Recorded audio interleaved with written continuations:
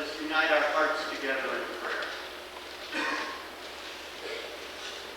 O God, who gave us birth, you are ever more ready to hear than we are to pray. You know our needs before we ask, and our ignorance in asking. Give to us now your grace, that as we shrink before the mystery of death, we may see the light of eternity. Speak to us once more your solemn message of life and of death. Help us to live as those who are prepared to die. And when our days here are accomplished, enable us to die as those who go forth to live, so that living or dying, our life may be in you, and that nothing, in life or in death, will be able to separate us from your great love in Christ Jesus our Lord.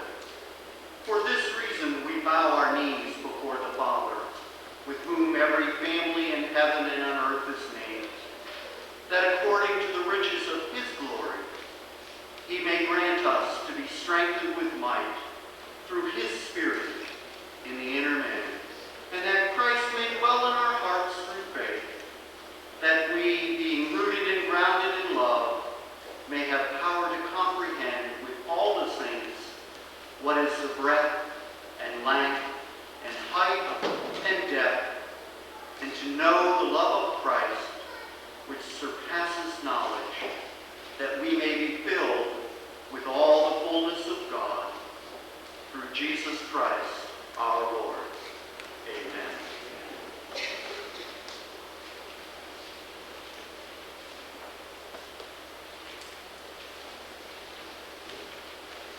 I will extol thee, O Lord, for thou hast drawn me up, and hast not let my foes rejoice over me. O Lord my God, I cried to thee for help, and thou hast healed me. O Lord, thou hast brought up my soul from Sheol, and restored me to life from among those gone down to the pit. Sing praises to the Lord, O you his saints, and give thanks to his holy name. For his anger is but for a moment, and his favor is for a lifetime. Weeping may tarry for the night, but joy comes with the morning. As for me, I said in my prosperity, I shall never be moved by thy favor, O Lord. Thou hast established me as a strong mountain. Thou didst hide thy face. I was dismayed. To thee, O Lord, I cried, and to the Lord I made supplication. What profit is there in my death if I go down to the pit? Will the dust praise thee? Will it tell of thy faithfulness? Hear, O Lord, and be gracious to me. O Lord, be thou my helper. Thou hast turned for me my mourning into dancing. Thou hast loosed my sackcloth and girded me with gladness, that my soul may praise thee and not be silent. O Lord my God, I will give thanks to thee forever.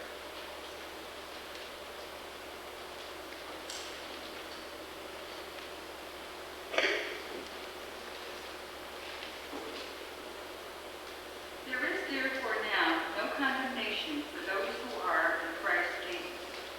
For the law of the Spirit of life in Christ Jesus has set you free from the law of sin and of death.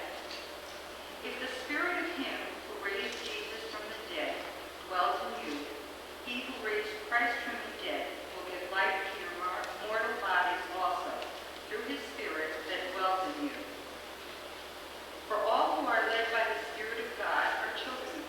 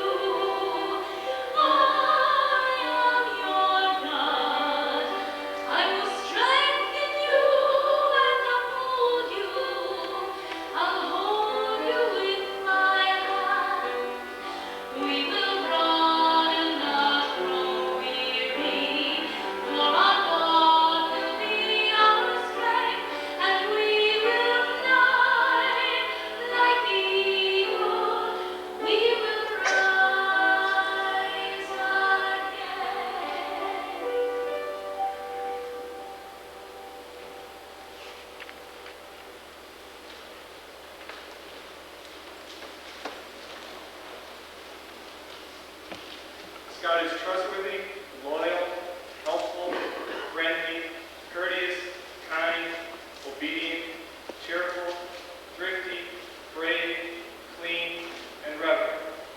You will now hear how Ed Strang lived the Scout law through 8 decades, and we will begin trustworthy.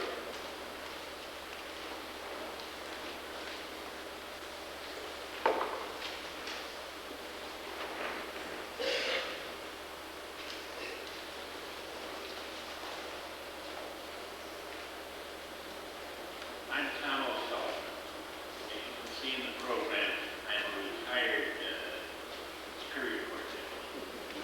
But a long, long time ago, I was a member of Ed's troop in Durham. We lived in Orange at the time. I was born and brought up on the other side of the green, down where the shopping center is. Lo and behold, they tore our house down to build a shopping center, so now I came up.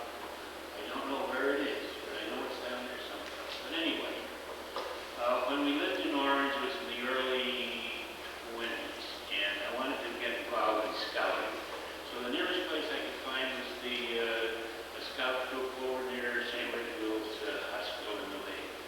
I went in there and spoke to the scoutmaster, and lo and behold, he didn't pay any attention to me whatsoever, so I said to him something I won't tell you about, and went home. And then I came to Derby, and they welcomed me with open arms. Here I am, to tell stories about Ed Strang. I wish I had done what I should have done in those days, and take a little notebook and write everything down that occurred between me and Ed, and I tell you some wonderful stories, and I wouldn't have the 5 minutes left to give anybody any time to talk. But let me tell you about a couple of things that I remember about Ed. The Troop 3 at that time was over in the Congregational Church basement, and Mr. Budd was the pastor. He had a little Ford automobile that Ed, as I recall, and I might be wrong about this, but as I recall, Ed organized this group of few of us scouters to go down to New York in Mr. Budd's automobile and stay at one of the hotels down there and see the various sites in New York. The hotel was way up around 70th Street. We parked the car there and rode the subway and the elevated and the streetcars and everything else down there. And my eyes were like this because Derby is such a little bitty town in New York. Everything was wonderful. But anyway, see Coney Island, we went to see the Statue of Liberty. We did everything that anybody who was a hick from out of town does when they go to New York. And finally, Mr. Budd had to come back because he was preaching the next day, and so we took our automobile and started out of our hotel on the way back to Durham. And on the way back, we lost our way. I don't know why, but nowadays they have all these 92, 95 with all the signs and everything else. But in those days, they had little bitty signs with text or telephone pole, and sometimes you saw them, sometimes you didn't, and we didn't see it. And we kept driving and driving and driving. And finally, we ended up on a very dark street, and we didn't know where we were. Not at all. But as we went along, it was dark at the time. We were all getting very hungry. And finally, we saw down a street a light, and we went over and parked the car there and went in because it appeared to be a lunch. And there was a little man in there, maybe it was about 8 or 9 o'clock on a Saturday night. We were getting ready to go home. And he was so glad to see Mr. Budd and Eddie Strang and myself and 4 other very hungry little scouts. So we opened up again, and we had a meal. And I must tell you, it was the worst meal I ever had. It was all over the world, and I'll never forget the meal that I had in the Bronx that night. But the important thing was that the meal happened, and the boys who were with us loved it because it was something to go down into their stomachs, and we all felt very happy about it. Ed saw the place, and he went in and persuaded the guy to open up. He was just about in the process of closing, and we had a meal. We got through in the car, and we sang all the way back. We went down a little way and turned left, and lo and behold, there was a route all the way up to Derby. We came back up here and got out. And everybody was very happy because they had this wonderful meal in New York. Ed organized us because he was able to say, put your trust in me, I'll take care of you. And he did. I thought it was a terrible meal, but that's neither here nor there. That was his style. He took care of things. Even in those days, he was very young, and scouting and derby had just started. He was a good guy that had run. Now, let me tell you another story about it. The reason I can't tell you more stories is because when I was asked to come in and talk about what happened in those days, for the life of me, I couldn't remember because I hadn't made any notes or anything. But I do remember that one, and I do remember one story up at Camp Irving when we were camping one night on a winter camp trip. It was cold up there. Remember the lodge? Great big lodge, a couple 100 feet long, and there was one place where you could get in and eat, and that was the big fireplace. And all the little scouters and I circulated around that in order to get warm. And we persuaded one that he could have the one closest to the fire because if he woke up during the night, he could throw another log on the fire and everyone would be happy. But of course, he went to sleep. And Ed, who was there, took care of things. He was the guy that kept waking up, seeing that we were cold, and putting another log on the fire to make us good. He was a great man. He exemplified everything that you could say about scouting. He was the one that was trustworthy, not our individuals one, because we relied on him.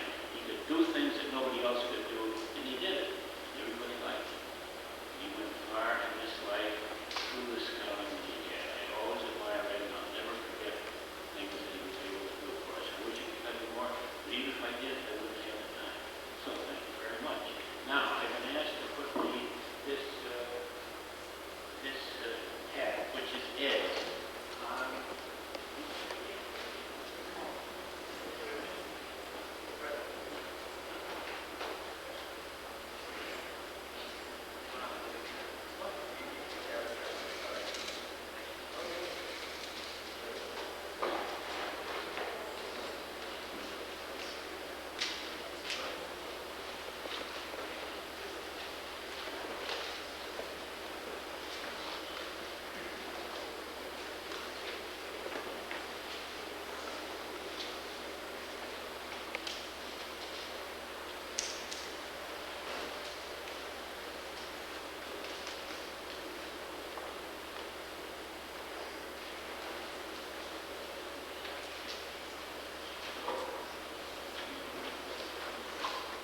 Housatonic, pride of our valley, flows Methodist cells. God bless it. I'm very, very sorry that I can't convey to you what I want to convey because of the recent stroke. But Ed Strang and I played football together in 1927. 1928.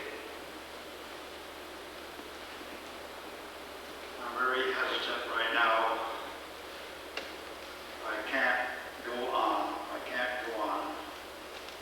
And I hope you'll forgive me. I wish that I could say much more, but it seems that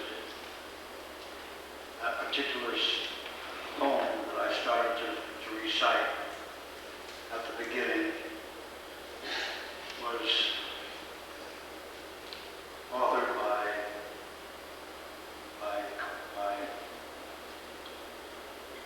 Miss Shelton, Ada Shelton. And it was on that occasion, in 1926, that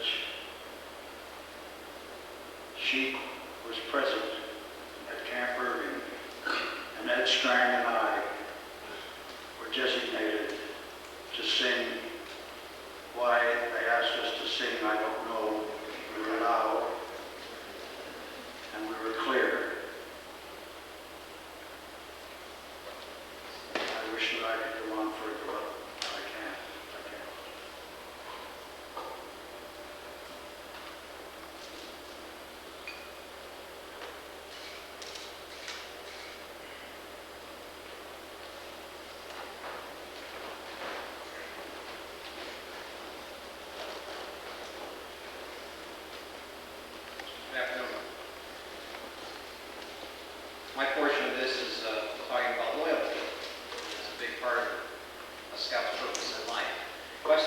dictionary defines it as unswerving in allegiance, faithful to a cause, ideal or custom, faithful to a private person to whom fidelity is due. The Scout Handbook definition says that it's being true to his family, friends, Scout leaders, school, nation, and world community.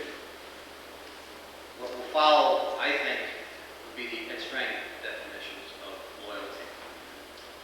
Sense of commitment, pride, a vested interest, sharing, enthusiasm, teamwork, bonding, a common ground, and I think the best for last would be tenaciousness. Don't ask me how to spell it, but I can pronounce it. Tenaciousness. I'll give you an example of tenaciousness or tenacity, and it involves two people, Ed Strang, and we all know Ed, and I'm sure most of us remember Oscar W. Johnson. Ed and Oscar were basically the co-founders of the Housatonic Scout Reservation, and during the 1950s, the Scouting Camping Committee came up with the idea that little old Housatonic Council ought to have a camp of its own instead of going around to different other council camps in the state. Well, what it boiled down to, as I heard the story from Ed and from Oscar, was that the national office was against Housatonic Council having its own camp. The regional office was against Housatonic Council having its own camp. And the Scout executive was against Housatonic, his own council having its own camp, I guess because he was ready to retire and he didn't want to have that responsibility. But, based on its size, they said that it could never support a Scout camp. Well, I guess as we all know, Oscar Johnson and Ed Strang told all those people where to go under no uncertain terms. I'm in a church, but that's what they said. The other thing about loyalty, and it pertains to Ed as well as Oscar, is that when I was camp director a long time ago, and had the privilege of being camp director at HSR, Oscar Johnson would come up. And Oscar was in his 80s then. And Oscar would walk into the camp office, and he would come up to me, shake my hand, and he would ask me permission to walk through his camp. I felt choked up when I think of that. Imagine that. There's a man that founded the camp, and he'd come up and ask me permission to walk through his camp.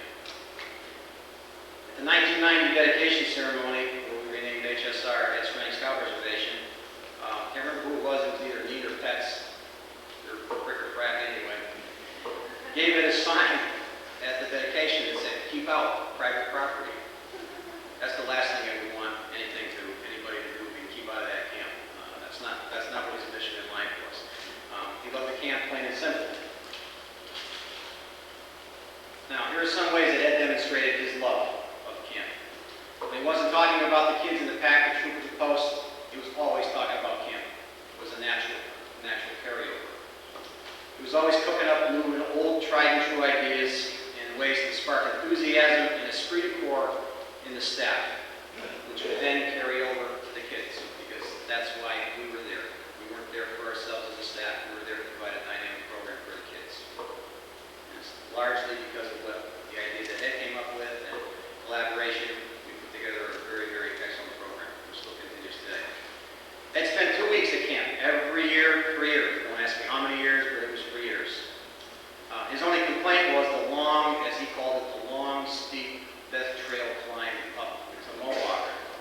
And when I was camp director, he kept asking me to put in an escalator for him, but that never came to be. We put 52, how many steps are there? Father Tiano's not here, but 50-something rip-racks. They don't move. They look like an escalator, but they don't move at all. But the only disappointment I ever had in the 15 years I spent on staff when it comes to Ed, I never saw him down on the waterfront. And I'll tell you why, because since swim merit badge was the last merit badge he earned before his Eagle, and it almost cost him his Eagle because they couldn't quite get swim merit badge. He had to swim downstream. That's the only way he was able to current. That was the only way he was able to pass this one requirement. Ed was never very loyal to the water, period. I can't remember how many times, but most of the time I've never seen him on it. I don't even think he had a buddy tag. Ed instilled in us a sense of individual pride and ownership.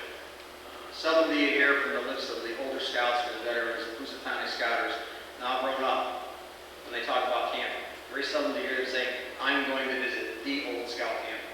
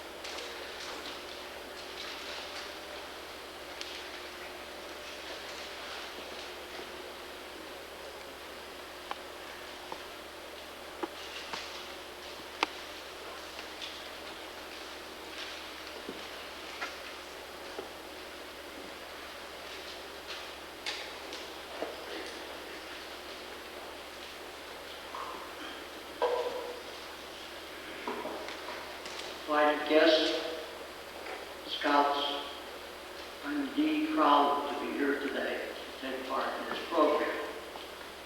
On my honor, I will do my best and let Eddie Strang do the rest. We used to say that in jest 65 years ago, but how ironic it was. Up until the day Eddie died, he was helping people. I'm old enough to remember Eddie as a football player with Georgie Byrne. When I first came in contact with him on a regular basis was in 1937 when I went to work for the Ansonia Center, and my job was to go downtown every Monday morning and get everyone's name who was on vacation that week and where they went. And on Tuesday, we would run it in the paper. If they did that today, they'd have 1,000 homes a week robbed. My next coach association with Eddie came in 1946 when I was named assistant fire chief in Derby. There was very little things done about fire prevention in those days. And I approached Eddie and asked him if his troop would sponsor a fire prevention program and we would award the trophies. I'm happy to say that that program is still in effect today. Scouts every year making fire prevention programs. 2 years later, I got involved in the ambulance. I asked Eddie for help in going door to door, and he assigned one of his troop boys to go out and knock on the doors and ask for money for the ambulance service for the city of Derby, which is still in effect to this day, volunteer, and the only one that still does not charge people for its service. I also got involved with Eddie in the Little League. I was one of the original umpires with Commissioner Curtis was in the back seat there, and we umpired in the Little League for 15 years. In those days, we were volunteer umpires. And Eddie was the manager of the Laurel's softball team. Incidentally, they won several championships under Eddie. I also got involved with Eddie in the muscular dystrophy campaign. The Derby Fire Department was the first fire department in New England to march for muscular dystrophy. Eddie cooperated. Anytime you needed help in any project, all you had to do was ask Eddie, and he was there. I am very happy that Eddie lived a long life. Sorry that he suffered at the end. I was with him a few days before he died, and the only thing he wanted in life was to come back to Derby. In fact, I was so upset that I had to leave because I knew him so long. He was also a charter member of the board of directors of the Veterans Memorial Center in Derby. There's only one left now, charter member. That's me. Eddie was a faithful member of that board. Whenever you needed him, he was there to help. Even when Eddie was sick, he came to our meetings so that we could have a quorum. He'll never be forgotten in Derby. And I am just very proud that I considered Eddie, and he considered me, a friend. Thank you very much. I am now going to present a Laurel shirt, Eddie's team, to that table. Thank you very much.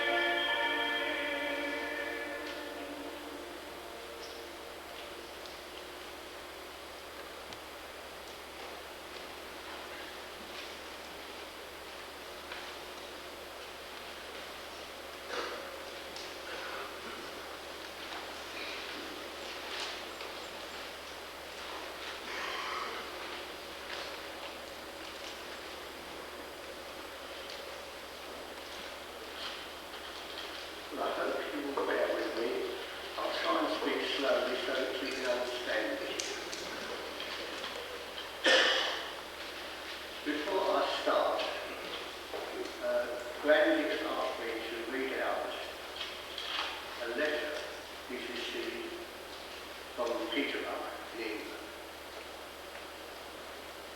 A true friend of very good district scouts. Those of you who have known Strang for many years can consider yourself very fortunate.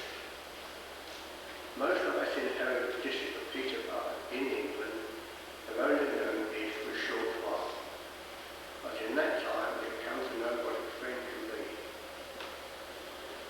We know how much Ed enjoyed his trip to this area, and especially his visits to the Peterborough Gang Show. It was through one of these visits that the invitation was made for two of our scouts to visit America in 1993. Michael and Daniel have many fond memories of our trip and the friends that they made. We are sure that Graham and David will in turn make many friends when they visit you in July this year. And we are all looking forward to welcoming Alan and Edward to Peterborough Board. The efforts of one man to be a friend to scouts wherever they are has resulted in so many friendships being established, some of which I am sure will last a lifetime. Most things in this world, if you give them away, you will have less.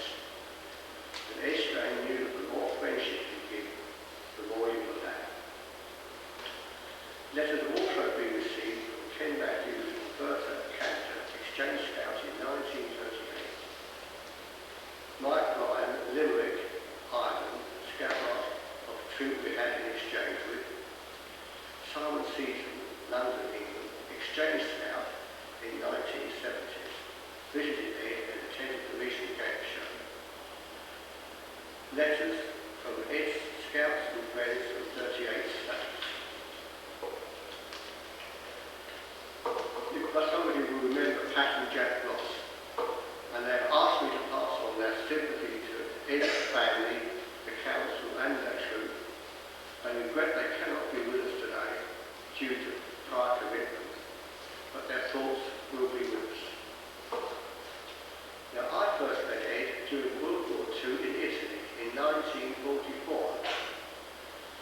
I was one of 6 or 7 British soldiers that had formed themselves into a Rover Scout service group to help the local group of boys who just started a new troop.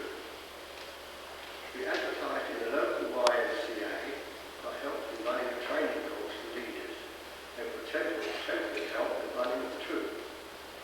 Mussolini had suppressed scouting for years, but we had to build a troop scouting knowledge up to basic. The more people we had to aid us, helped to lighten the load and brought in more ideas. Ed came in with his gains and joined in with teaching knots, camping skills and troop organisation. One of the high points was a Christmas party where the service crew gathered sweets, candy to you from home and cakes from the YMCA. This may not seem like much to you, but to young fellows not having had this type of treat, they were over the moon. Ed moved on to Hungary and I remained in Italy. After the war, we kept in touch with Christmas cards and occasional letters. Ed and Caroline visited England, looking to me to help with tickets to our own gang show and on to see other gang show. When Ed came on his own, he would stay at BP House, meeting up with me for a meal or an odd gang show. We had talked with small groups through England, Wales and modern youth being remembered by those. In later years, he made his headquarters with me, staying at BP House and taking shows or wander around London. I have made many additional friends in England, travelling around visiting. It was through Ed that I had a family of my own here, already made, who have put up with me coming over every year since 1980s, especially during the period when I was working at Scout Camp and having to nurse me through a 4-way bypass. The result is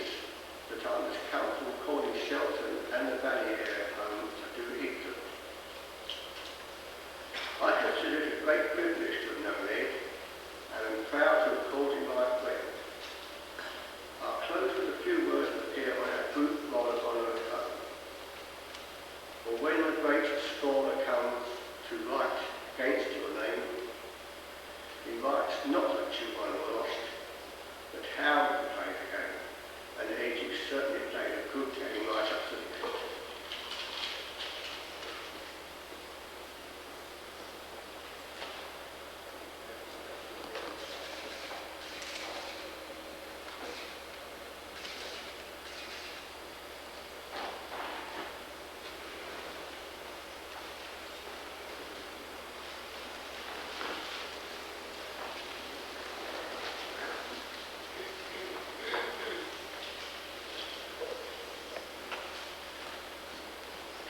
For the last 3 years, I've spoken at this pulpit during Scout Sunday.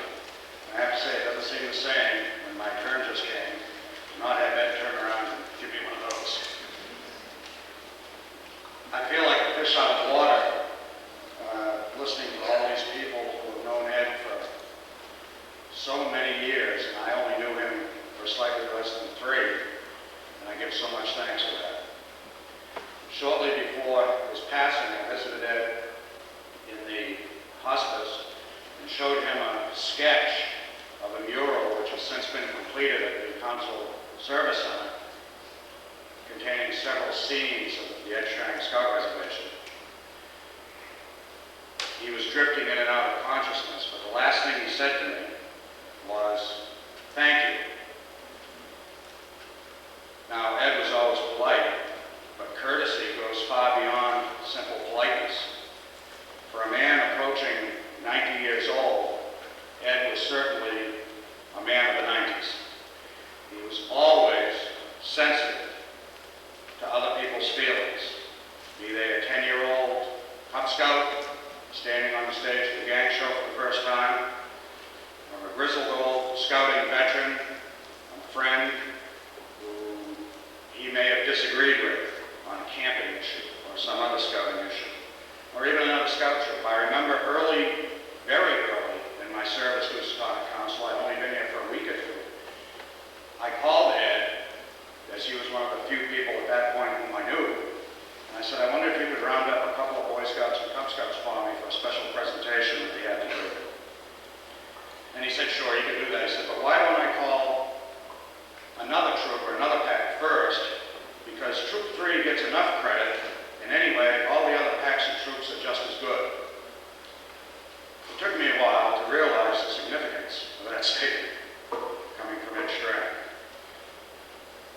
But he was never one to want to take the credit or the glory for himself. It came naturally, I think. As we would sit and prepare agendas for camp committee meetings, Ed would often say, look at me and say, "What do you think? You know so much more about this than I do." At first, I thought that this wise old sage was patronizing me, until I realized that it was impossible for him to be patronizing or rude to anyone. That he was so humble that he could look somebody like me in the face and say with a straight face that he thought that one of us knew more than he did about scouting and camping, which of course was nearly impossible. He never, in the time that I knew him, used his considerable position and standing to influence anything other than more and better opportunities for kids. There were many camping committee meetings when an issue would be brought to the floor and agreed upon. As chairman, Ed would raise his hand, and I would sit there knowing fully well, based on a discussion earlier that day, that he disagreed with this decision. But he knew the influence he carried, and he didn't want to use it unless it was absolutely necessary to sway the way other people felt. He always overlooked everybody else's shortcomings, and he gave everybody, despite their shortcomings, a place in his scouting family. He never, to my knowledge, hurt anyone's feelings, and everyone felt like his best friend. And I think everyone was. I would like to add to the table the first of many, to represent courtesy, the first of many thank you notes and photographs that Ed sent to me, and a card that he sent to my wife with a bouquet of flowers before we had even come to Wisconsin.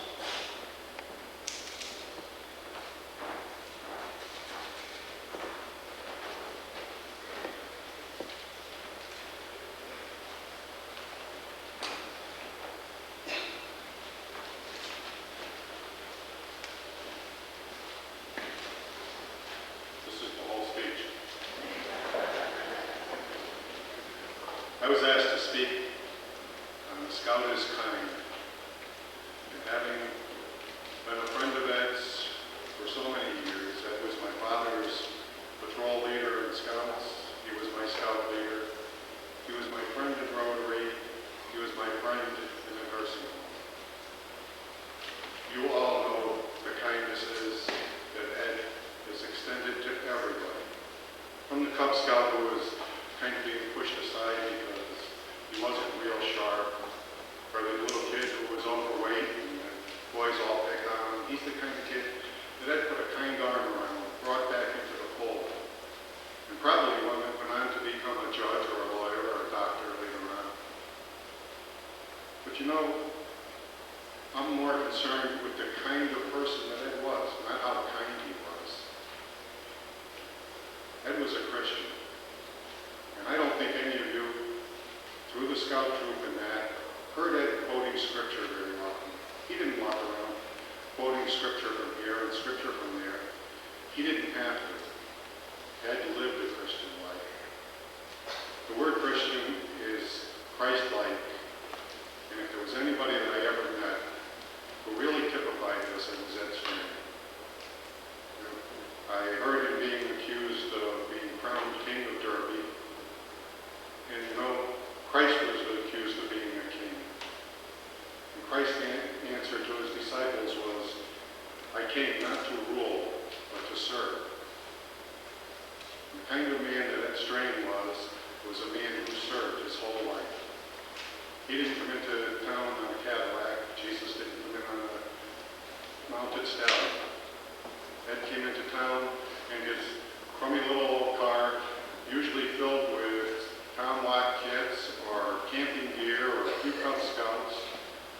Never had a good car, never had a great big house, never had kids.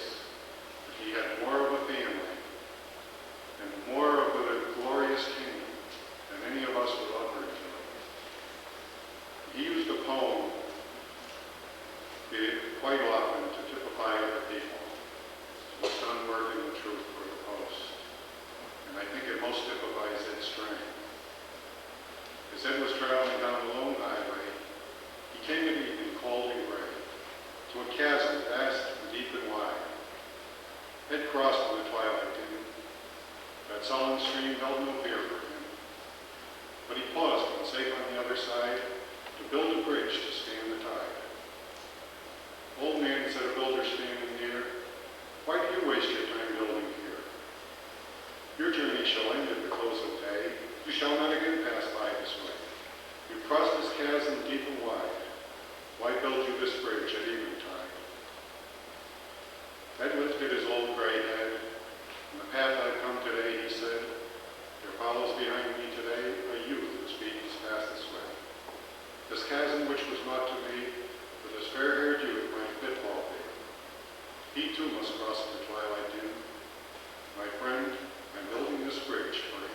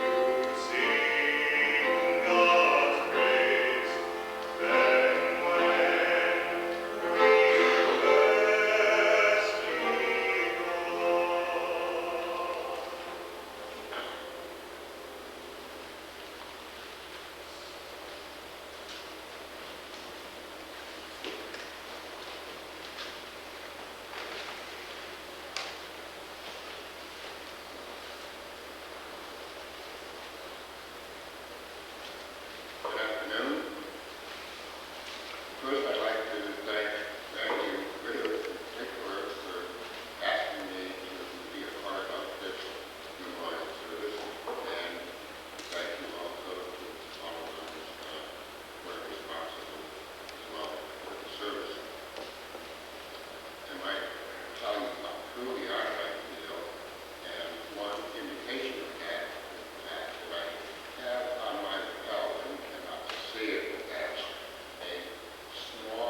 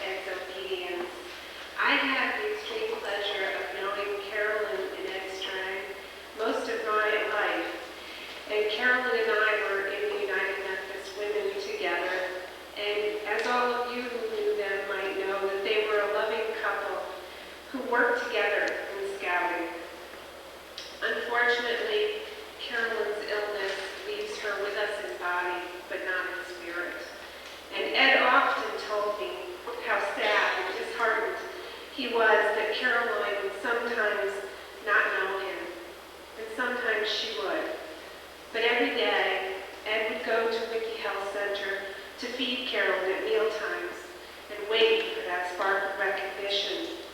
That was obedience to a love that lasted over 51 years. I also know Ed because I joined this church when I was 5 years old. And Ed was a Sunday school superintendent as well as a faithful member.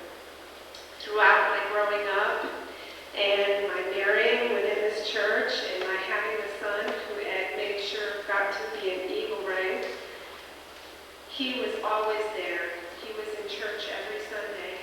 Even when he went to feed Carolyn at lunchtime on Sunday, most people, I think, wouldn't even bother to come to church if they knew that half an hour after it started they were going to leave again.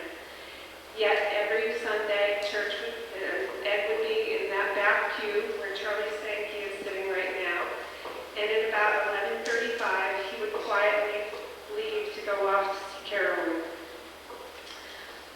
When he was on a scout function, which sometimes called him away from being able to attend church, Ed was the person who always made sure that the boys and himself had some kind of interdenominational service, a time of worship. He also helped us know obedience because he attended many committee meetings to help this church survive. And he knew how important the teachings of the Bible were and how important it was to pass it along to youth. And that's why he was also a Sunday school superintendent at one time. This is obedience to God. Scouting is next. Anyone who tells you that running a program that teaches boys life skills and keeping your parents happy with your methods at the same time is easy, just ask Randy there. But they'd be lying if they told you it was easy. But Ed kept at it for 63 years. Ed dedicated his life to making boys fulfill their true potential and become contributing members of society. But what I remember most about scouting is the laughter. We have fun doing what we do. This was Ed's obedience to Lord Baden-Powell's doctrine of teach them how to do it, make them do it themselves, and use what they have learned in the game to make it fun. The American Heritage Dictionary says that obedient is dutifully complying with the orders or instructions of one in authority. God and true moral character were Ed's authorities, and he served them well. I have to put on the table a Cub Scout neckerchief.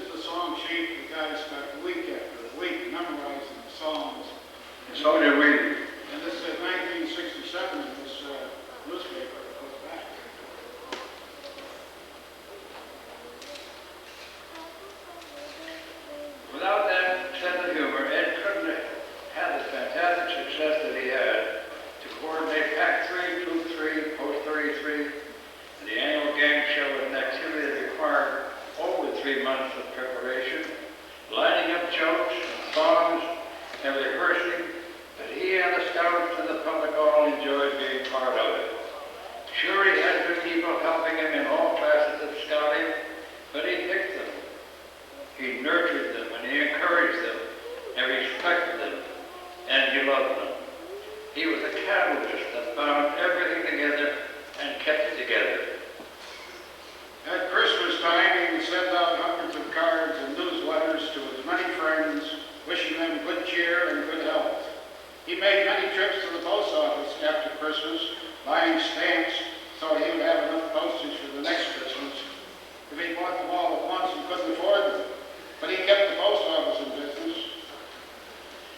And if someone was homesick or in the hospital, he would mail a card including a joke or two each day until the patient was back in action. Once again, spreading cheer and keeping the post office solid. His musical talent went beyond the gang show. At every gathering, he would be asked to lead the group in a song or two, and most of the time in the right key. He did say that when he was asked to speak on occasion, he could not comfortably speak seriously. If you remember, he always had a joke or two or would relate some humorous experience, and he had many. So at this time, we can all think cheerful thoughts about the great times we had together. Ron, this is not in the script,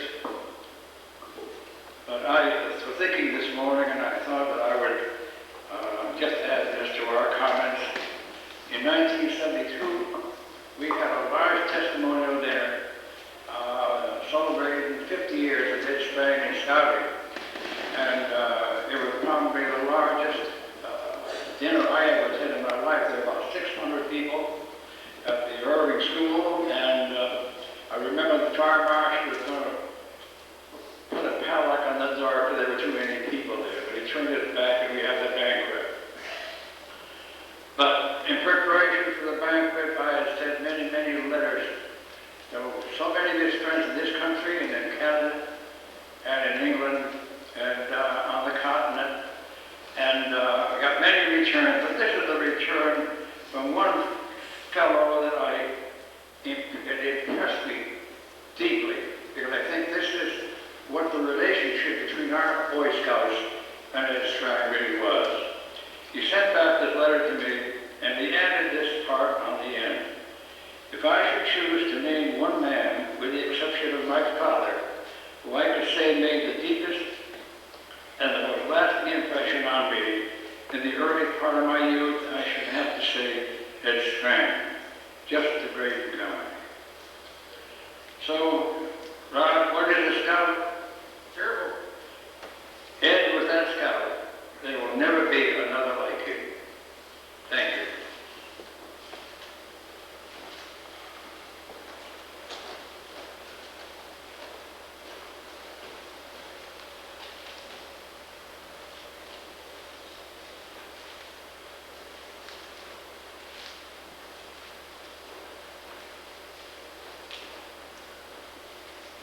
Wouldn't you know it, they gave me the newspapers. I didn't get a hat, I didn't get a shirt, I didn't get a statue, I got the newspapers to bring up. But it is symbolic of something that I've been asked to speak about. It's about being thrifty.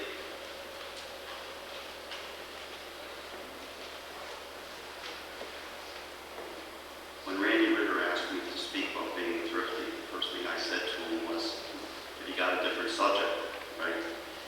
And Randy, being the leader that he is, he took control and he said, nope. I could have spoke on, with much experience, on how to frustrate a scoutmaster and still get to go to Europe. I was pretty good at conniving. But when we talk about thrifty, we probably all first think about saving money, whether it's to go to Europe, to go to Philmont,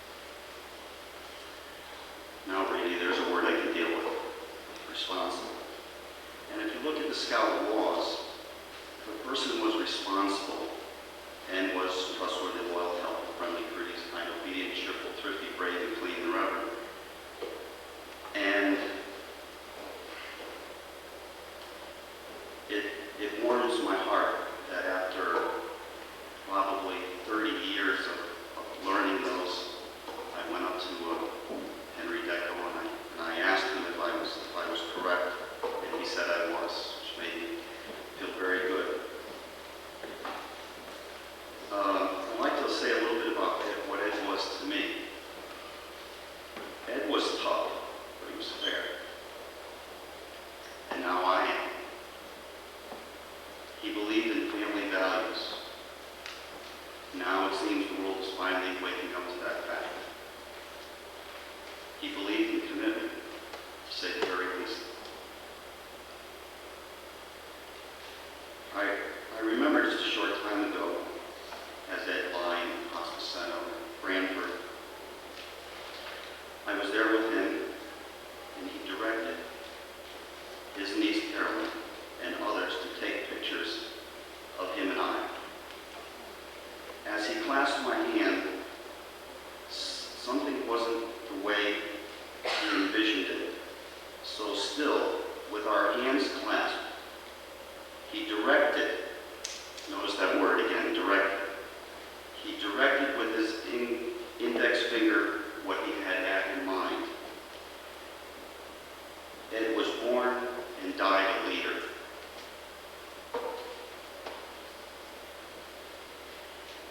Ed is now with the big scoutmaster in the sky. And if I know Ed, he's still fulfilling his commitment to mankind by praying for us. Ed dedicated his life so that we may be prepared for ours. Thank you.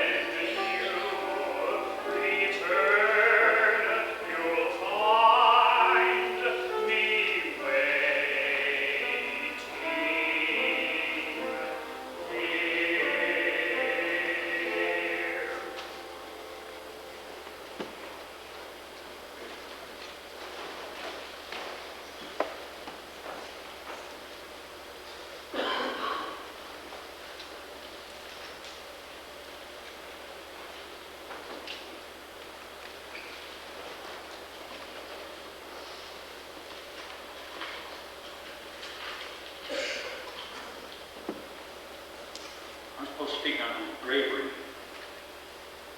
Ed had to be pretty brave because he had a troop when we were in the Boy Scouts and Troop 3 in Derby Congregational Church. He had a bunch of wild guys, but he straightened us out. We grew up and got to be pretty good citizens. At first I knew Ed Strang for about 65 years. He was deep concerned about the boys in the valley, and he started a lot of programs which helped boys that didn't have anything to do. I was one of the vet scouts, and I learned the scout oath, which was very instrumental in my life. I recite the scout oath at least once a month. On my honor, I do my best to do my duty to God and my country. These things I learned through the scout movement. When I went into the Navy in 1943, the things I learned in scouting, tying knots, first aid, survival, things of that type, helped me a lot in my naval career. Being trustworthy, I was trustworthy to people. I love to be treated, and I like to treat people the way they want to treat me. Ed was very concerned about scouting, even though in 1945 we started the troop in Budapest. He was always interested in children, boys in those days. I'd like to say a few words, and we're talking about Ed. Ed's gone. His memory will live forever. Nobody's going to take Ed Strang's place. He made men out of his boys. Some of us got to be lawyers. We had one of our judges, a good friend of mine. We lawyers, doctors. We all came through it was through the thankfulness of Ed Strang. He made men out of us. Ed is gone. I want to say a few words about the scout oath to our scouts in the audience today. If you just say that scout oath once a month, you never grow up to be a bad person. Thank you very much. And I have something from the Boy Scouts of Budapest that they made, handmade for Ed. I'd like to present it. Thank you very much.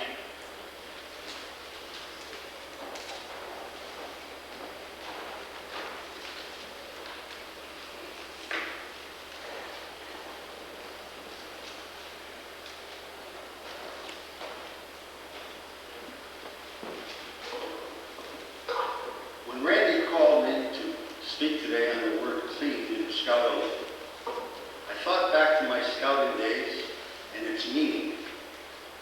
Scout is clean in mind and thought. But to confirm my thoughts, I went through one of my many boxes of scouting memorabilia. Some people would say relics. Find my scout handbook. The official definition. A scout is clean. He keeps clean in body and thought. He stands for clean speech, clean sport, clean habits, and travels in a clean crowd. Clean speech. I remember Ed, always ready with a funny story or joke. Always clean, but some as old and as corny as our minstrel jokes. Mrs. Jones! Clean sport.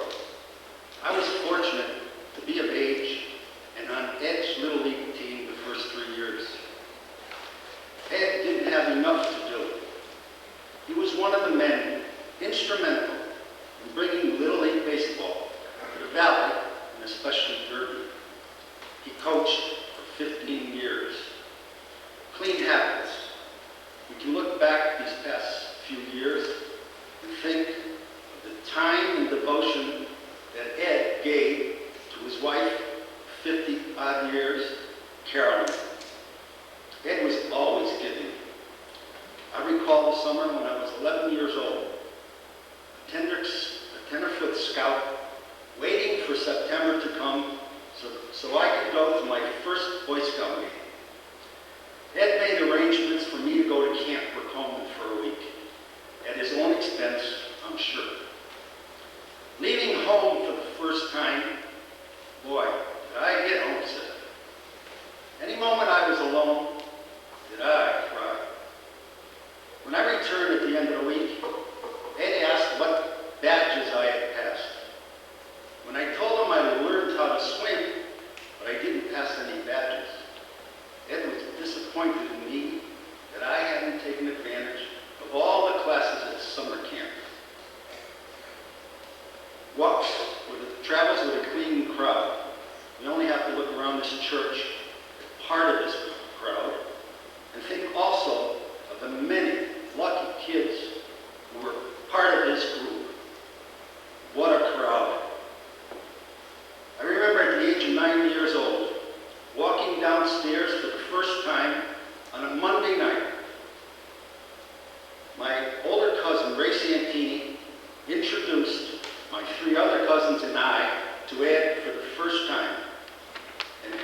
join Cub Pack 3. I recall standing back nervously, wondering, what was I getting into? What I got into is one of the most active and rewarding scouting organizations in this country, and some of the most exciting and memorable experiences and years of my life. To many of us, Ed was more than just a scoutmaster. We also knew he wasn't always subtle. When I graduated from high school, Ed bought me a present. A scoutmaster's uniform. Sound familiar? Yes, I was one of Ed's many assistants for 3 or 4 years. But getting married at the age of 19, having 2 girls in a matter of 2 years, working 3 jobs to make ends meet, I couldn't find the time nor the energy to keep up with it. So I dropped out of scouting. I know I disappointed him. Pack 3, Troop 3, and Post 33 are fortunate that they had Ed and all these other men who volunteer their time. It's a demanding sacrifice. I salute each and every one of them. Keep up the good work. Carry on the legend. There are many times in these past 35 years that I thought back at Ed and scouting and felt guilty that I hadn't given back to Ed a drop of what he gave to me. Yes, 47 years ago, I walked downstairs for the first time, and I met a man I learned to respect, admire, adore, and became completely devoted to. This squat man with drooping pants, but oh, did he walk tall amongst us. He will forever be remembered fondly by me, and I'm sure all of you. Ed, thanks. I have Ed's Eagle badge.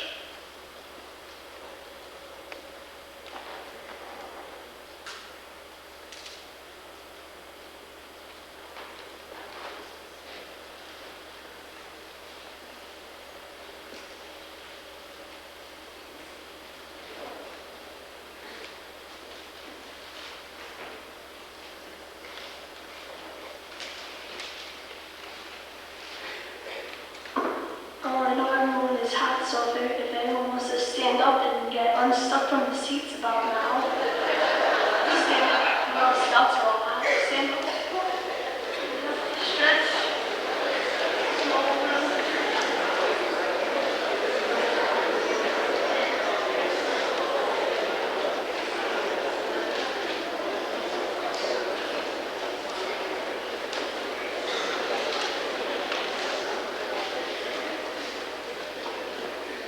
I'm going to be reading a letter that my cousin Chris, who can't be here today, he's in Italy, he wrote about Ed being reverend.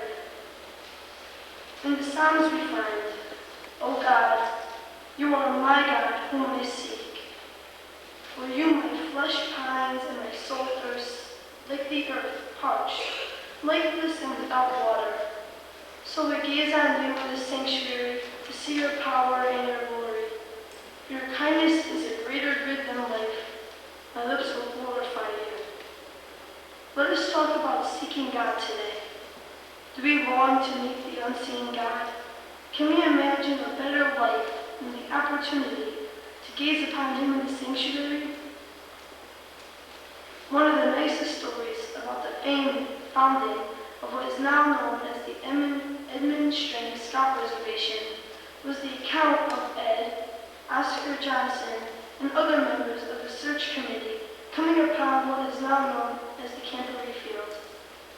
For those of you that have not yet had the privilege of standing in that wonderful place, imagine a large green field surrounded by sturdy trees, a typical New England wall, and overlooking a large lake that seems to flow above the field. Ed used to tell of the awe and wonder that distant view is one of the prime reasons that they settled on that property for the camp. Wonder and awe, or the standing in the face of the unseen God in wonder, awe, and contemplation, would seem to be a good definition of reverence. Reverence is about gazing upon God. A scout is reverent. His Strang was a reverent scout. Some of us may think that the concept of reverence is about doing something. For example, a person is reverent when he is praying. Reverence might mean holy looking, or reverence refers to a certain position of head and hands. However, reverence is an attitude, a state of mind, a way of living. When we are reverent, we are caught in the wonder and contemplation of what God has accomplished for us and will do for us. Being reverent is stepping lively on that lifetime journey toward God Himself. When we ponder Ed's reverence, some may think first of this church, for it was here within Sunday school that Ed worked and prayed. His work as superintendent and his support and love for the Red Church on the Green are all over. Others may see his reverence in his support and honor of religious practice of the Scouts. During his life, Ed was honored not only by the Methodists, but by others as well. He has received the bronze pelican from the Catholics, the cross and flame, and the torch award from the Methodist Church. However, Ed's true sense of awe and wonder in the face of God, his contemplation on what God has done and will do, was seen most clearly in his love and respect for the face of God and other people. His devotion to Caroline in their illness reminded all of us what it means to be a spouse. St. Paul tells us that husbands should love their wives like Christ loved the church. Christian marriage reminds us then of Christ's love and devotion for his people. What a preacher Ed was in his patience and devotion for Caroline. He loved her, was devoted to her, and in doing so taught so many of us the meaning of the word faithfulness. Their marriage, though childless, was fruitful, and a love that was so large, so grand that it spilled over into the rest of the community. That is a reflection of the reverence Ed showed in his life. We saw Ed's reverence in the way he treated the Cubs, the Scouts, and the Explorers. We were his sons. He never replaced our fathers, of course, but he treated us in a way that helped us to grow. He was caught in wonder and awe, for he found God in us. The boy who was lost and seemed to be on a bad path was gently prodded along to a new path, and a better one. The boy who had no adult support or affirmation was given a song in the minstrel, or made a special officer of the troop in order to build a self-respect and confidence. Ed wrote on his rickety typewriter letters and cards for major occasions and saved in the scrapbooks downstairs are pictures and stories so others can see and remember as well. Ed loved us not in an abstract way, but in a way that reflected the love of God. That is reverence. Later, I am sure people will share stories of Ed's trust and care for them. We can see and understand the way he treated us on simply a human level. He was a decent fellow. He was a kind man. He tried to do the right thing. But there was another way of understanding his actions, his selflessness. If we see that in reverence, one approaches God, we have an insight in how Ed approached us. God is present among us. We can appreciate him in the wonder of a beautiful Strang Scout Reservation sunset.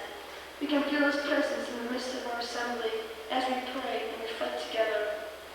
And we can sense the unseen God in the laughter of Cub Scouts, in the determination and teamwork of Boy Scouts, in the maturity and strength of our explorers, and in the kindness and charity of our leaders. When we gaze on God in that way, we are being reverent like Ed. Ed was reverent. His reverence came from an overwhelming trust and love of God in Jesus Christ. His reverence came from a belief that God is present in his people. Ed taught us that God has equipped us to fight evil in the world. In awe, in wonder, in contemplation, Ed fought by winning one scout at a time. Ed was reverent. May we find God in all we meet. This is a hymnal from this church. I think it's important to Ed because he loved to sing songs that you all know from the minstrel. He was also a reverend.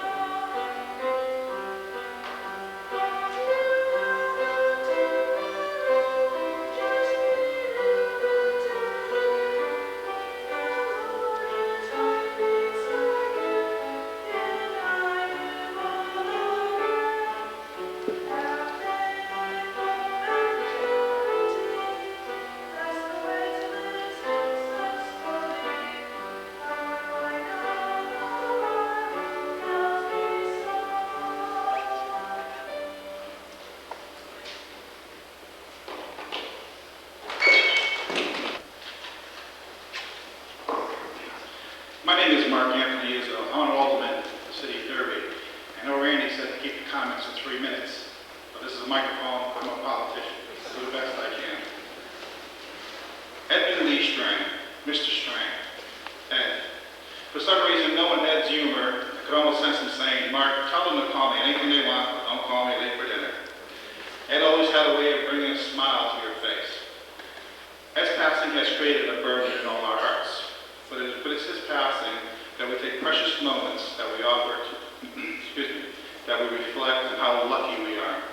How lucky we are to have known Ed personally. What a beautiful life he had. How lucky we are to have been influenced enough by Ed to want to be here today to say, or just to come and hear good things about him.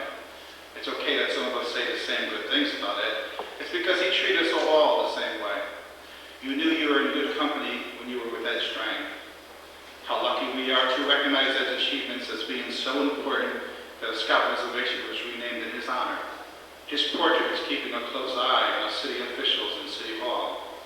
Members of the community held a day in Ed's honor last year with renowned actor Brian Dennehy saying that if we're going to be honoring Ed Strang, he would be there. How lucky I was being Ed's shadow for that day, documenting the day in photos. As we came off the gazebo and a group of autograph hounds crowded around Brian, Ed said to me, Mark, isn't that swell of Brian to stop for everyone? I told him that it was even better that you're the reason that Brian is here in the first place. I had a difficult time keeping up with Ed that day. Boy, did he move. Yes, we are definitely lucky that Ed cared about his community and life to get involved to help make all his positive contributions. What a proud moment it was to be there when Ed received the Silver Envelope Award. And again, we were lucky enough to recognize his contributions and to honor him before he passed away. My time in scouting was a short one. In a recent letter that I delivered to Ed while he was in hospice, I wrote to Ed and mentioned, unfortunately my memories were few. I seem to remember doing a craft project with popsicle sticks, singing Rosie, You Are My Posy in a minstrel show, although I don't remember the words. I also remember carrying the American flag in the Memorial Day parade and finding out after it was over that my flag was open. Maybe that's why I would cheer as they marched by. Although my time in scouting was a short one, Ed did not treat me any less than if I was still with the program. It is that treatment that I will always remember. I guess maybe he had understood that as children, we sometimes have to make tough choices, but nonetheless they are choices we must live with. It is usually many years after when we have second thoughts. I guess they call that growing up. I went on to tell Ed that it was important to to me to let him know how I felt, and I'm glad I had the opportunity to have more contact with each other recently. Ed is definitely my inspiration for finding other cities or towns named Derby in the United States. Ed is the kind of hero you don't always read about in the daily newspapers or as the opening for the evening news. He's the kind of hero that has influenced thousands of people, and they do not realize it until many years later. He was always there when you needed him, and did not look for any other reward than to know that he has done the best he could do. It was mentioned recently that Ed always had a way of getting you to do something you wanted. The reason is simple. It was because what he asked you to do either made common sense or was just the right thing to do. 1995 has been a tough year for some of us so far, and on May 31st for all of us, having losing someone close to us. What helps us get through these tough times is remembering the good our loved one has done for us and the positive influence they had on our lives. I know I'll miss Ed's smile and wave as we would pass by in Memorial Day Parade, and also see him driving Cubby 1. On June 3rd, many of us followed Ed for one more time through the streets of Derby as he led us to his final resting place in a new journey. The rest is well-deserved, but as Ed begins his new journey, we must pick up where he left off, continue his good works and positive influences. There was a little Ed Strang in all of us. I visited Ed last weekend early in the morning. It was a very cloudy morning, but as I passed by Ed's final resting place, the sun broke through and it shined its light on us, almost to reflect the contentment of a soul at peace. Ed was in good company that day with the birds singing their songs, the squirrels prancing about, and there was even a deer strolling around. Yes, how lucky we are, because when we speak of Ed Strang and remember all that he has done for us, we will begin to realize we will also remember him as one of the important people that affected Derby and the Valley's history, right along with General David Humphreys, Commodore Isaac Hull, John I. Howe, and others. Citizens of Derby, Connecticut, and the Valley are very lucky that Ed took a major role in helping young boys into mature adults. Even for some of us who were not in the scouting program too long, I still believe it has a positive effect on us. Ed will be missed, but he won't be forgotten. Although we are saddened, we must remember how lucky we all are to have known Ed Strang, whether it be a short time or as lifelong friends. We must accentuate the positive. As I mentioned earlier, Ed might have jokingly said, "They can call me anything they want, but don't call me over dinner." Well, from what I knew of Ed Strang, he would be very humble if we were to describe him as a hometown hero or a legend in his own time, even if it was true. But if you were to look up a description of a true American, if it doesn't, it should read Edmund D. Strang.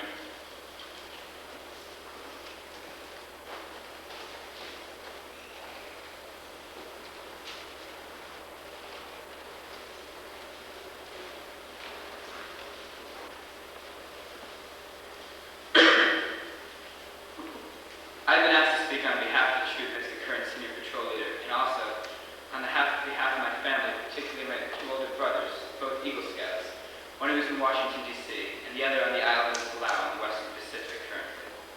I'd also like to add I feel very honored to be speaking here today. There are certain things that I will always remember about Ed Strang. I will always remember sitting in his living room on Sunday nights, upon the same familiar chairs that young men have sat upon for decades.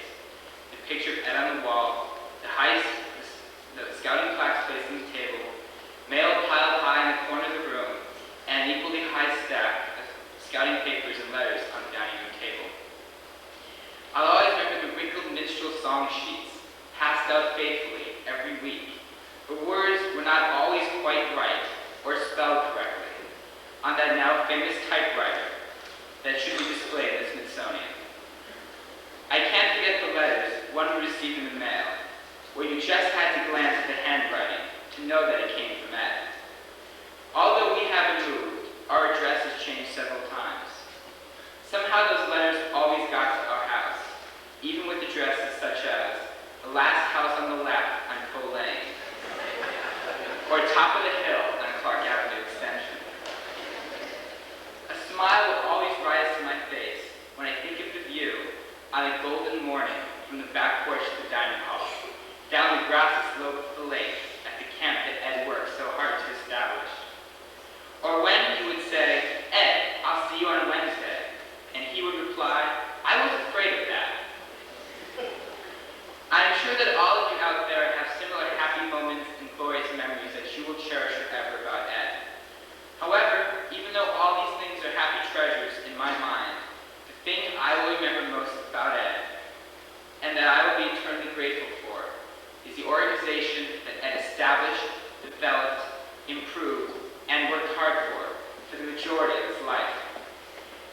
nurtured lovingly since its infancy with Reverend Bud in the basement of the White Church 3/4 of a century ago. It has blossomed into all the people that are here today, plus many more. This organization, through Ed's close watchful eye, has given so much to me and to all of you in this room. For nearly 6 years, through its rigorous path, I have done so many things and been challenged in so many ways. I have sung songs and cracked jokes, dressed up in ridiculous costumes and makeup, downstairs on the stage on a warm May night. I've experienced the exhilaration of standing on the top of a mountaintop in New Mexico and looking forever into the glory of mountains, rocks, trees, streams, and lakes. I have screamed with delight at going whitewater rafting through western canyons, rappelling down walls, and kayaking on crystal clear lakes. I have been to 8 different states, and this summer to another country, where I have seen people from around the world, fascinating things, and marvelous places. I have learned the satisfaction of a job well done, after many long hours of planning and work. I have learned that yes, I can be a leader, not a follower. Somehow, one can get a dozen 12 or 13-year-olds to do things from set up a tent to march to the Memorial Day parade. This organization has shown me the beauty that can be discovered and the fun that can occur in nature. From places as close as Indian Well and Goshen to as far away as the beaches of the Pacific and the mountains of Colorado. Most importantly, however, I have made and improved relationships with many people. I have become closer to my parents and my brothers. I have met some of the greatest people that I can ever meet and have established relationships and friendships that I hope will last a lifetime. Although Ed was not in the spotlight or the foreground when these things happened, I am sure that he is responsible for them. Somewhere Ed devoted time and energy to establish and develop all the memories and experiences that I will treasure forever. More importantly, through these experiences, I have learned lessons about myself and how to live my life. One cannot sit back passively and expect these things to simply occur. As the old saying goes, there is no magic button set at camp. Anyone knows this, who has spent time kneeling in the mud and inky darkness under the dining hall, learning to solder pipes together with a blowtorch and Bill McDonald. One must go out aggressively, learn how to do these things, be tempered by experience, and then go out with a passion to seek, to strive, and to never yield. Scouting has shown me the world that is outside waiting for us, that we can go and forge a path throughout the world. With hard work and dedication, if we try hard enough, we can establish anything and accomplish the impossible. No matter how daunting the odds are, or how many others have failed in the attempt. We cannot sit and wait for the world to come to us. We must go forward and conquer the world head-on, curious to what lurks beyond the next bend in the trail of life. One must live and not merely exist. Eventually, one will discover how scouting and Ed Strang have changed one's life and the way that you look at things. They certainly have made me who I am and the person I am becoming. Ed and the pack, troop, and post have made us into better friends, citizens, brothers, mothers, and fathers. It is something that has eternally indebted me to Ed and this organization. But how can one repay Ed for such a gift? We must go out and exemplify these morals, lessons, and experiences in our lives. We must also show this gift to those with whom we interact, whether it be by taking extra time to show a scout how to tie a knot or identify a tree, or by committing random acts of kindness and senseless acts of beauty in our neighborhoods, our towns, and our world. Although we often complain about growing up and living in the valley, I know I'm often guilty of doing this. We should count ourselves among the lucky. How fortunate we are to end up in this corner of the world with Troop 3 and Ed Strang to nurture us and help us along this journey of life. For all the gifts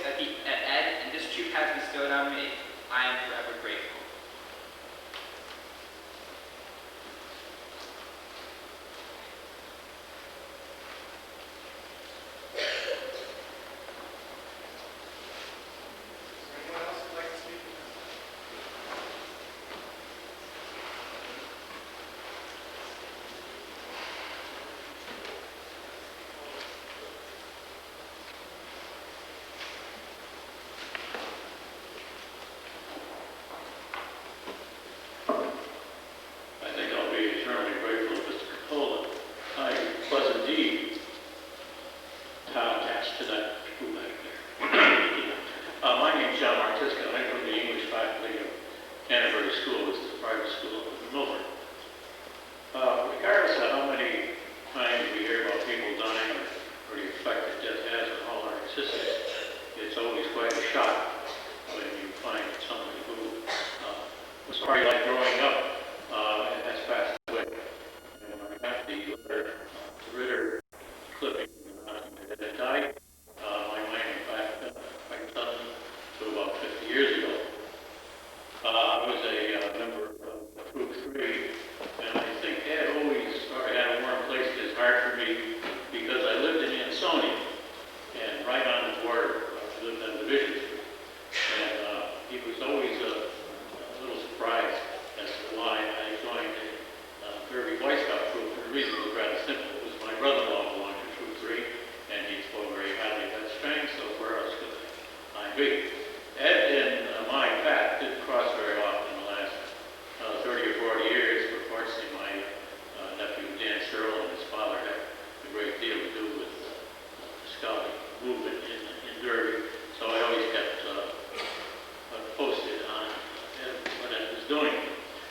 Some wise men once wrote that the influence a teacher has follows us most of the rest of our lives, and certainly I could say the same thing for Scoutmaster. After 50-some-odd years, I still remember the things that said, some of the pleasant times I had. So I'm glad I came today and listened to all these tributes about him. And the nice thing was that everything that was said about him was true. And many times when you go to a tribute like this, people kind of large things on them. But I'm very happy to say that this was not the occasion. So I came here today to bid Ave Atque Polly to my old friend, Edmund. Excuse me, Edmund.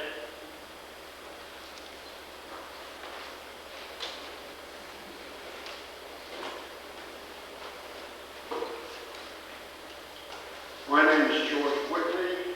I'm a semi-retired veterinarian from Orange, and I can remember years ago, a group came to me and said, "Hey, will you be a cub master for the town of Orange?" And I'd always been an outdoors person, but I'd never been involved with scouting. And I said, "Well, what does it amount to?" And they said, "Well, we have 8 in our Cub Scout pack, and we'd like you to take it over." And I said, "Well, I guess I can handle that." In the course of my investigations, I found there was a fellow in Derby by the name of Ed Strang that I ought to contact and get some tips from. So I called him up that evening, and I think that was the last time I called him Mr. Strang, because Ed was not the kind of person you call Mr. Strang for very long when you got to know him. And with his suggestions, and I'll never forget, he said, "You know, it all amounts to self-involvement. And if you want to be involved with the Cub Pack in Orange, it'll succeed. And it will succeed to the degree that you're involved with it." I think that's a great thing for you young people, too, to remember. And that is, if you get involved in anything you do and really go to work on it, you can make a difference. The pack grew in the course of 6 years with Ed's help. Although Ed was in a different council, and he was very free with his help. It grew from those 8 boys in 6 years to 98. And at that time, I stepped down. However, during that time, I had one real bad bump, and that was that in the course of getting more and more den mothers, I had inadvertently asked a hooker to be a den mother.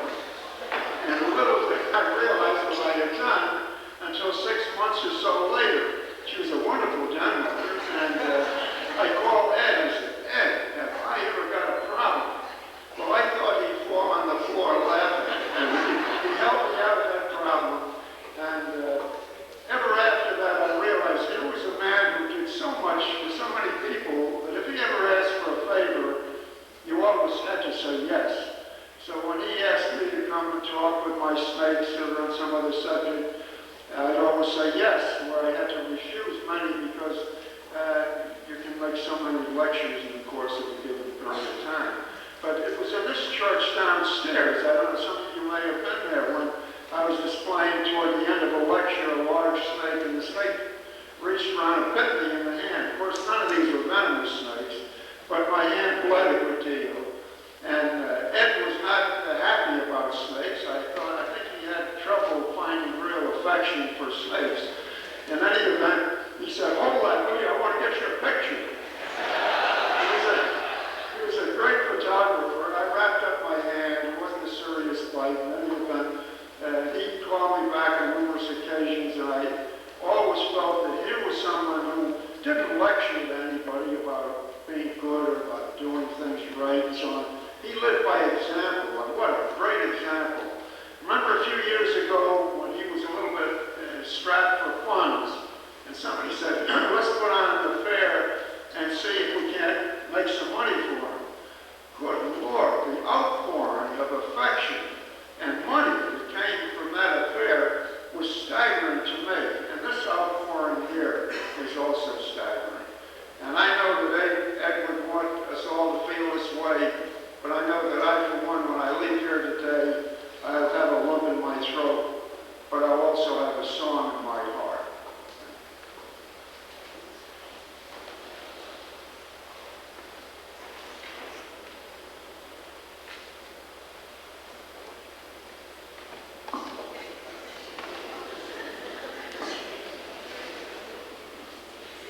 I'd like to say something, because I haven't known Ed for a very long time. He's been a very great co-master, and I think that we will all remember him as long as we live.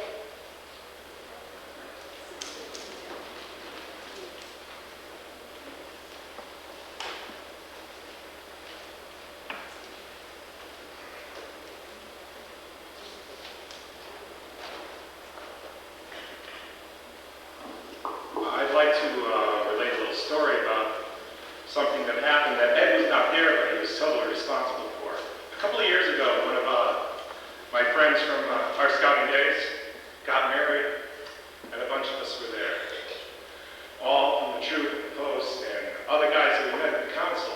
And the photographer asked me, "How do you guys all know each other? That guy's a priest, that guy's an FBI agent, that guy over there's an engineer for UI. How do you guys all know each other?" And I said, "From scouting." And the guy was floored.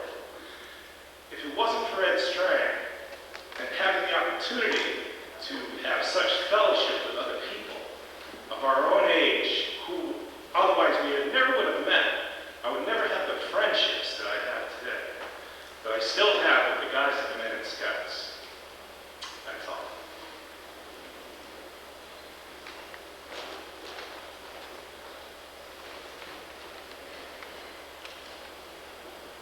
My name is Bill Foy. First of all, I'd like to thank John Capolo for allowing me to feel myself in the chair down there. There's a few down there. Well, it's getting a little stifling down there. I haven't had the privilege of knowing Ed as long as many of you out here have. In the front here, I see people that's known Ed all the way back to his childhood. And I think Ed's legacy is right here in this room here today. And certainly aware of this side of the church. Ed lived his life for everybody here rather than for Ed Strang. In Vietnam, we had like a little pact when we got to Vietnam, each one of us, when we got together in replacement, we all kind of made an agreement with each other that we'd never say goodbye. We'd always say, "We'll see you later." I had the opportunity to see Ed a couple of days before he passed away, and I wrote a little note basically to that effect. Never say goodbye. I look out here today and I see everybody here that's come here to pay homage to Ed. And I see Ed Strang, each and every one of you out here. And I feel deep down as long as Ed's name is somewhere on a patch or someone's face here that looks familiar to someone else that's part of Troop 3, Pack 3, Post 33, that Ed will always live on. Ed will always be here for each and every one of us. Though he's not here in body, he's always going to be here in spirit. So therefore, I say, I'll see you later, Ed. Someday we'll meet again.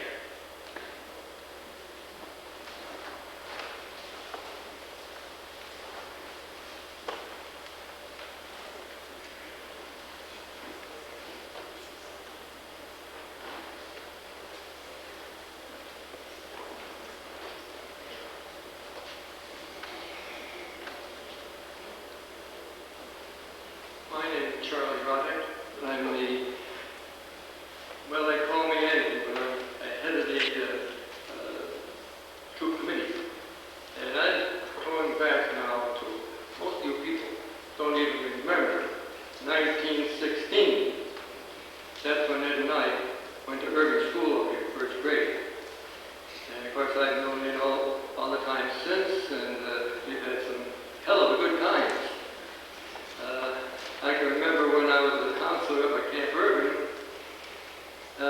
handicraft.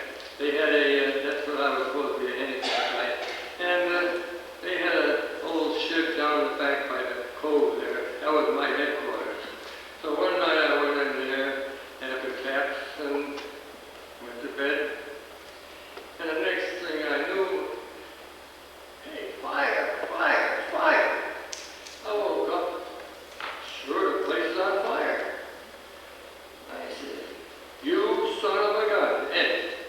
That's where he was. They had locked the door so I couldn't get out and threw a red fire in the building there. And nothing but smoke and fire. Believe you, I was mad at it for a long time. I remember when we used to go on the trips back in the 50s. We'd go down to Atlantic City, Washington, D.C. We'd go out to Niagara Falls, and that one of those trips, two experiences. We had left Niagara Falls and gotten over to Hamilton, stayed overnight, and the next trip we were going from there down over Thousand Island Bridge. Well, we hadn't gone over 5-6 miles when my car stopped. I had to get a tow back to a garage. I kept one of the fellows with me, and the rest of them went on. I was free over in New York State.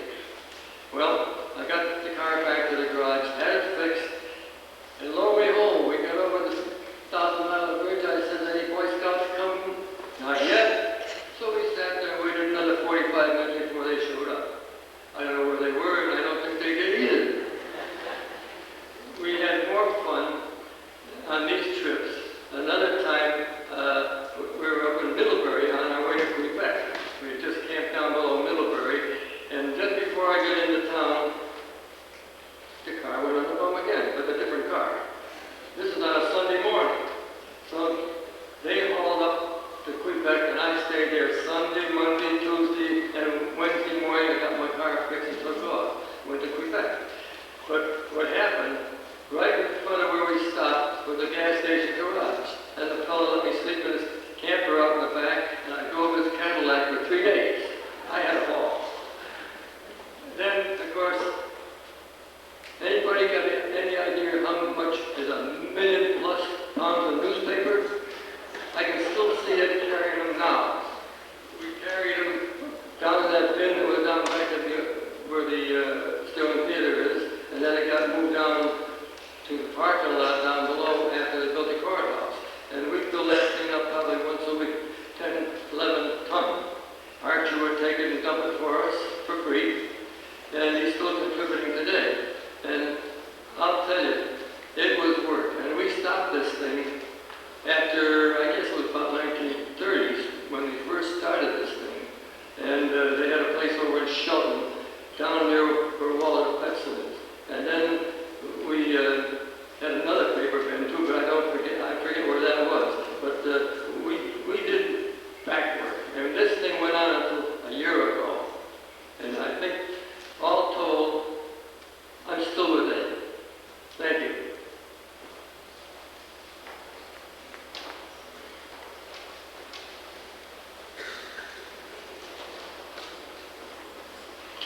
Sure, this could go on for hours.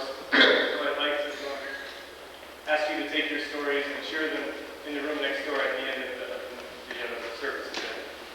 On behalf of Ed's family, I would like to thank everyone that took part in paying tribute to our Mr. Cub Scout today and in the prior services. I'd especially like to thank our current scouts, Pack Troop 3 and Post 33, for serving as honor guards at the wake and for marching the funeral procession. I don't know if I would have had the courage to maintain my composure at your age through these events. We're all very proud of you. Thank you everyone who visited or sent cards, flowers, and prayers while Ed was in hospice. He really appreciated them, and all the clutter made him feel like he was at home. I'd also like to recognize some of the people who showered Ed with acts of kindness during his final months. Barbara and Chris Galoran, Bob and Mrs. Bernardsick, Charlie and Marge Roddick, the Petzes, the Neens, and especially Ed's niece, Caroline, and sister-in-law, Olivia, who both acted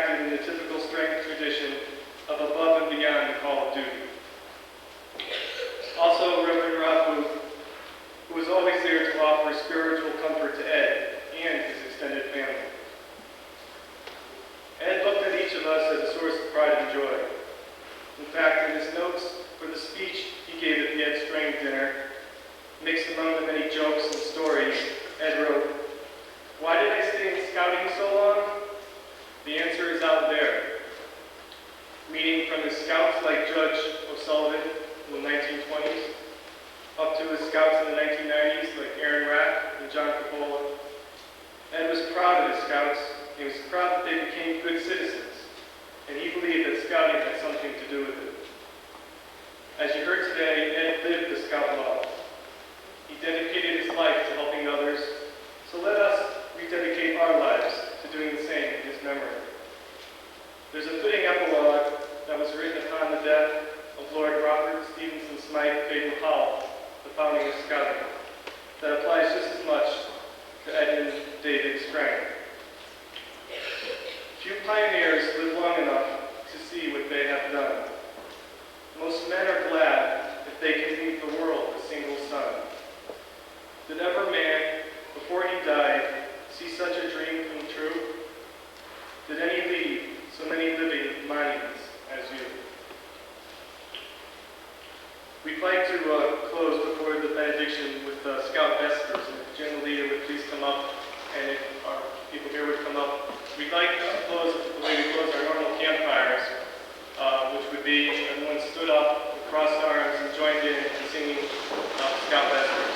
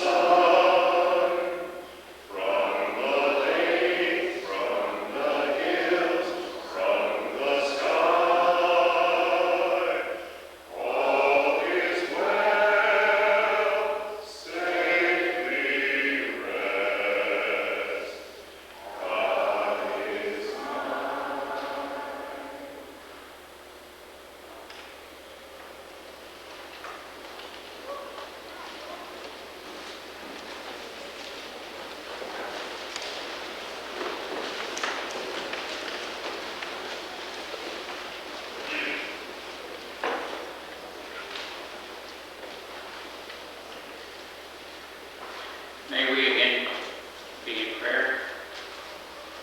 Almighty God, you who are creator of all the world and all the people of the world, send us forth with the attitude and examples of caring, service, and love that we have been